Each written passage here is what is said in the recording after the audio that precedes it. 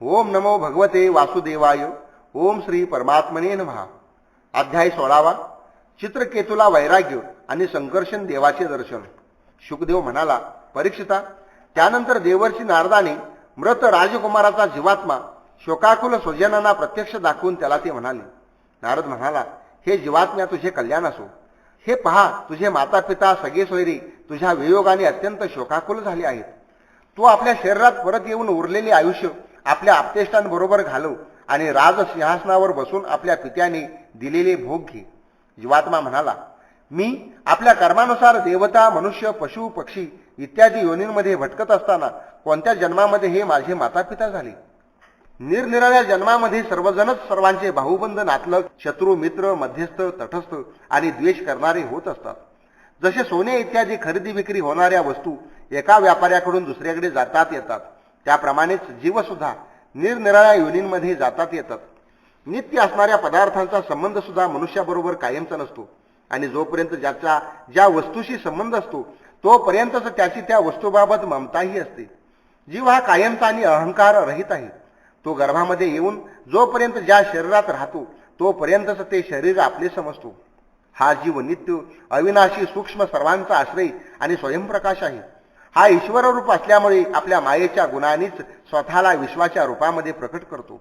याला कोणी अत्यंत प्रिय नाही की कोणी अप्रिय नाही, आपला नाही की परका नाही, कारण गुणदोष करणाऱ्यांच्या वृत्तींचा हा एकटाच साक्षी आहे.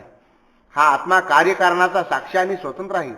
म्हणून हा शरीराधिकांची गुणदोष किंवा कर्मफळे घेत नाही, नेहमी हा त्रयस्थप्रमाणे तटस्थ राहतो.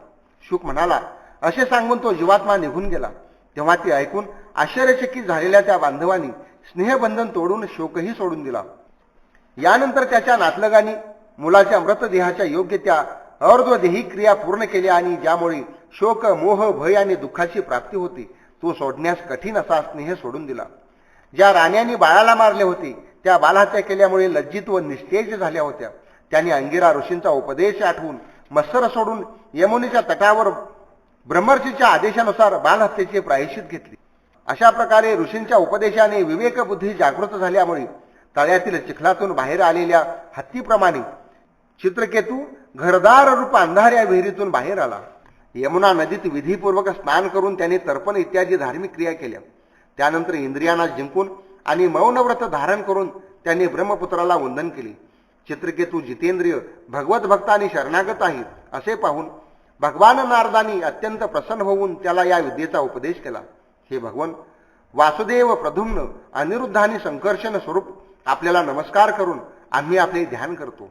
ओम नमस्तुभ्यं भगवते वासुदेवाय धीमहि, प्रद्युम्नाय अनिरुद्धाय नमः, संकर्षणाय च. आपण विज्ञान स्वरूप आहात. आपली मूर्ती परमानंदमय आहे. आपण आपल्या स्वरूपभूत आनंदातच मग्न आणि शांत आहात. द्वैत दृष्टी आपल्याला स्पर्श सुद्धा करू शकत नाही. मी आपल्याला नमस्कार करतो. आपल्या स्वरूपभूत आनंदाच्या अनुभूतीमुळे आपण मायाजनित राग, द्वेषाधिक सोडून दिले आहेत. आपण सर्वांच्या इंद्रियांचे प्रेरक, महान आणि विराट स्वरूप आहात. मी आपल्याला नमस्कार करतो. मन आणि वाणी आपल्यापर्यंत न पोहोचता मधूनच परत येते. त्यानंतर अद्वितीय नामरूप रहित चेतन मात्र आणि कार्यकारणाच्याही पलीकडील जी वस्तू शिल्लक राहते ती आमचे रक्षण करू. हे कार्यकारणरूप जग ज्याच्यापासून उत्पन्न होते, ज्याच्यामध्ये राहते आणि ज्यामध्ये विलीन होते, मातीच्या वस्तूत माती ओतप्रोत व्यापलेली असावी, त्याप्रमाणे सर्व विश्वात व्यापून असणाऱ्या त्या परब्रह्मस्वरूप आपल्याला मी नमस्कार करीत आहे. आपण जरी आकाशाप्रमाणे आत बाहेर व्यापून आहात तरी आपल्याला मन, बुद्धी आणि ज्ञानेंद्रिय जाणू शकत नाहीत. तसेच प्राण व कर्मेंद्रिय आपल्या क्रियारूप शक्तीने स्पर्श सुद्धा करू शकत नाहीत. मी आपणास नमस्कार करतो. जसे लोखंड अग्नीने तापल्यानंतर जाळू शकते, एरवी नाही, त्याप्रमाणे शरीर, इंद्रिये, प्राण, मन आणि बुद्धी आपल्या चैतन्यांशाने युक्त होऊनच जागृतीत व स्वप्नात आपापली कामे करतात.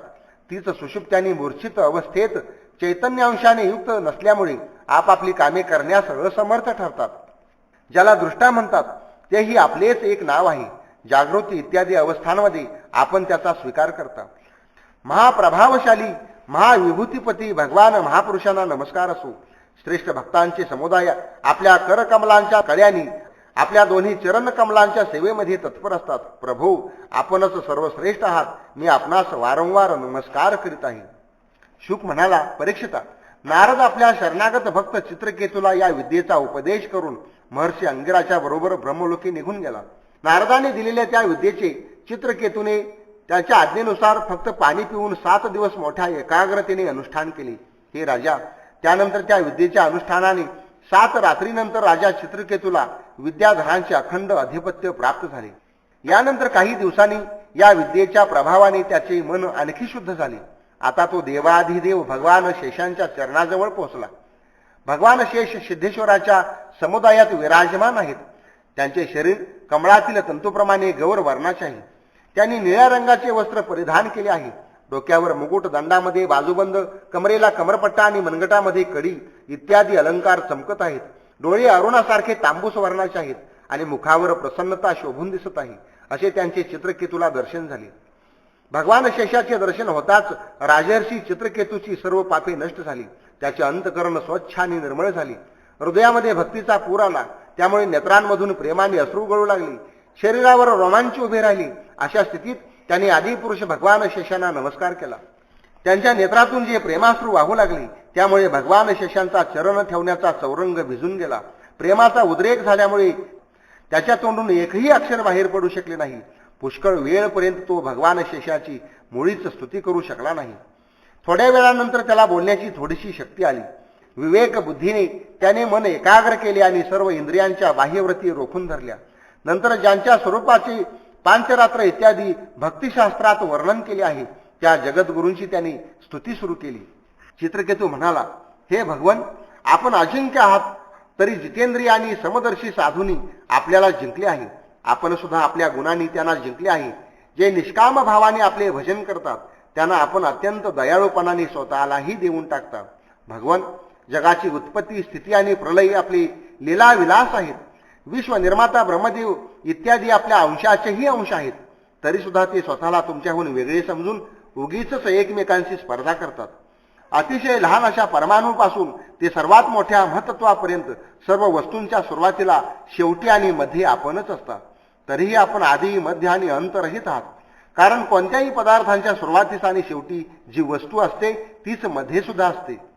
पृथ्वी इत्यादी एकापेक्षा एक 10 पट 7 आवरणांनी घेरलेला हा जो ब्रह्मांड कोश आहे तो आपल्याप्रमाणेच दुसऱ्या कोट्यवधी ब्रह्मांडासह आपल्यामध्ये एका परमाणूप्रमाणे फिरत राहतो. आणि असे असून सुद्धा त्याला आपला अंत लागत नाही, म्हणून आपण अनंत आहात. जे नर पशु केवळ विषय भोगच इच्छितात ते आपले भजन न करता आपल्या विभूती स्वरूप इंद्रादी देवतांची उपासना करतात. हे प्रभू, जसा राजकुलाचा नाश झाल्यानंतर त्याच्या अनुयायांची उपजीविकाही नाहीशी होती, त्याचप्रमाणे क्षुद्र उपास्य देवतांचा नाश झाल्यावर त्यांनी दिलेले भोगही नष्ट होतात.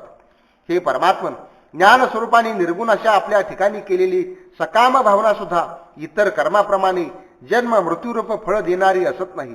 जसे भाजलेल्या बीजांना अंकुर येत नाहीत, कारण जीवाना जी सुखदुःखादी द्वंद्वे उत्पन्न होतात ती निर्गुणापासून नव्हे तर सत्वादी गुणापासूनच होतात.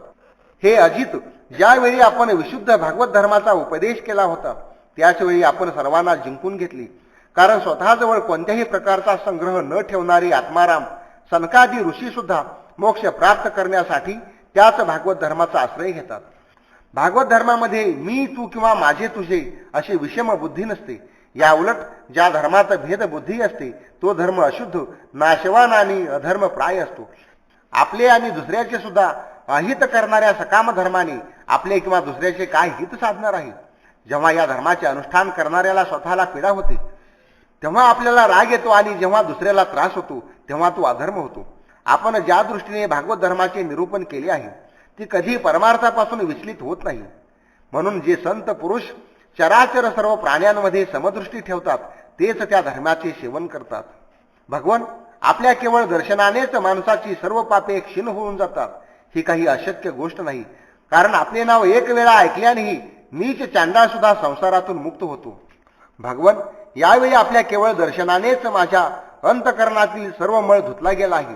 ते योग्यच आहे, कारण आपले भक्त असणाऱ्या देवर्षी नारदाने जे काही सांगितले ते खोटे कसे होऊ शकेल. हे अनंता, आपण संपूर्ण जगाची आत्मा आहात. म्हणून जगात प्राणी जे काही करतात ते आपण सर्व जाणत असतात. म्हणून ज्याप्रमाणे काजवा सूर्याला प्रकाशित करू शकत नाही त्याचप्रमाणे परमगुरु अशा आपल्याला मी काय निवेदन करावे. भगवन, आपल्याच अधिपत्याखाली साऱ्या जगाची उत्पत्ती, स्थिती आणि प्रलय होतो. कुयोगी भेद दृष्टीमुळे आपले खरे स्वरूप जाणत नाहीत. अत्यंत शुद्ध स्वरूप अशा आपणास मी नमस्कार करतो. ज्यांची शक्ती प्राप्त करूनच कर्मेंद्रिय कर्म करण्यास समर्थ होतात, तसेच ज्यांच्या दृष्टीने युक्त होऊनच ज्ञानेंद्रिय आपापले विषय ग्रहण करण्यास समर्थ होतात, ज्यांच्या मस्तकावर हे भूमंडळ मोहरीच्या दाण्याप्रमाणे वाटते, त्या सहस्रशीर्ष भगवंतांना मी नमस्कार करतो. शुक म्हणाला, हे कुरुश्रेष्ठा, विद्याधरांचा अधिपती चित्रकेतूने जेव्हा भगवान अनंताची अशी स्तुती केली तेव्हा ते प्रसन्न होऊन त्याला म्हणाले. श्री भगवान म्हणाले, हे राजा, नारद आणि अंगिरा यांनी तुला माझ्या संबंधी ज्या विद्येचा उपदेश केला त्यामुळे आणि माझ्या दर्शनाने तू चांगल्या रीतीने सिद्ध झाला आहेस. मीच सर्व प्राण्यांच्या रूपात आहे, मीच त्यांचा आत्मा आहे आणि मीच पालन करता सुद्धा आहे. शब्द ब्रह्म आणि परब्रह्म ही दोन्ही माझीच सनातन रूपे आहेत.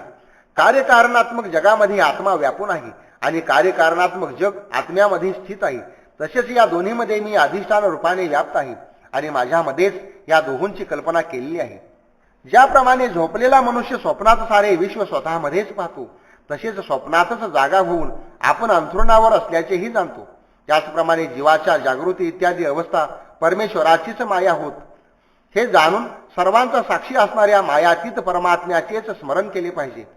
झोपलेला पुरुष ज्याच्या साह्याने आपली झोप आणि त्यातील अतींद्रिय सुखाचा अनुभव घेतो ते ब्रह्म मीच आहे, त्याला तू आपला आत्मा समज.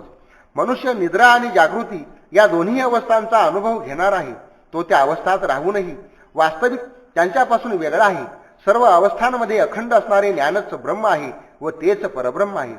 जेव्हा जीव माझ्या स्वरूपाला विसरतो तेव्हा तो स्वतःला वेगळा समजतो.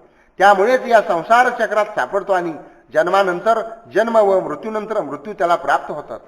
ही मनुष्य योनी म्हणजे ज्ञान आणि विज्ञानाचा मूळ प्रवाह आहे. ही मिळाल्यानंतरही जो आपले आत्मस्वरूप असलेल्या परमात्म्याला जाणून घेत नाही त्याला कोणत्याही योनीत शांती मिळू शकत नाही. राजा, कर्म करण्यामध्ये दुःख आहे आणि त्यापासून मिळणारे फळही दुःखदायी आहे, परंतु कर्मापासून निवृत्त होण्यात निर्भयपणा आहे. असा विचार करून बुद्धिमान पुरुषाने कोणत्याही कर्मांचा किंवा त्यांच्या फळांचा संकल्प करू नये. सर्व स्त्री पुरुष सुख मिळावे आणि दुःखापासून सुटका व्हावी यासाठी कर्म करतात, परंतु त्या कर्मामुळे त्यांचे दुःख दूर होत नाही की त्यांना सुखाची प्राप्ती होत नाही. ज्ञानाचा अभिमान बाळगणाऱ्या माणसांनी कर्माचे व त्यांच्या फळाचे हे स्वरूप जाणून घेतले पाहिजे. त्याचबरोबर आत्म्याचे स्वरूप अत्यंत सूक्ष्म असून जागृती, स्वप्न व सुषुप्ती या तिन्ही अवस्था आणि त्यांचा अभिमानी यापेक्षा तो विलक्षण आहे हेही जाणले पाहिजे. हे जाणून माणसाने ऐहिक व पारलौकिक विषय भोगांपासून विवेक बुद्धीने अलिप्त राहावे आणि ज्ञान व विज्ञानातच संतुष्ट राहून माझा भक्त व्हावे.